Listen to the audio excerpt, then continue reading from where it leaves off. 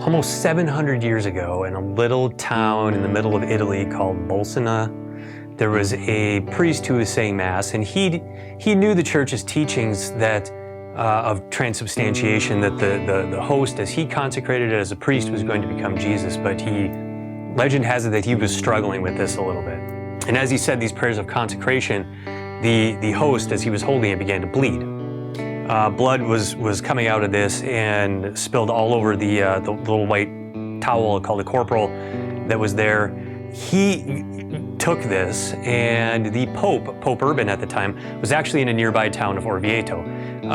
Orvieto is this like mountaintop town where the Pope would basically hide when people were attacking Rome. And this priest comes there, shows it to them. The Pope wants to start a feast of Corpus Christi for called the Body and Blood of Christ.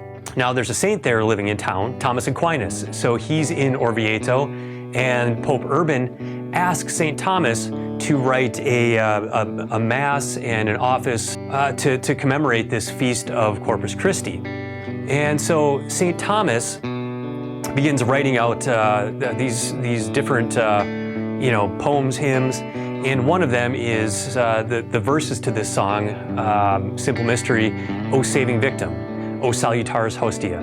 You kind of picture this, he's up on this mountaintop town that's really built for, protecting them. When the line says our foes press on from every side, you realize where he's coming from, right? They're there for a reason, that there's some bad stuff going on all around them. But yet, Christ comes to them in the form of this miracle and is brought to them by this priest. And here he is trying to compose this ode to the body and blood of Christ. So after Thomas finishes writing this, and there's a crucifix on the wall, and Jesus actually basically comes off of the cross and says to him, "You've written well of me, Thomas. What reward would you have?"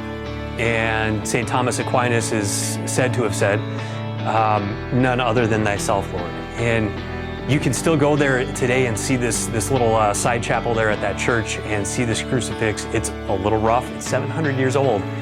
And really put yourself in this place of, the Lord giving us these miracles, that He's really there. He's truly present in that form, and helping us to round out just this, maybe this head knowledge of the fact that we've been taught, and there's a basis for the fact that He's here.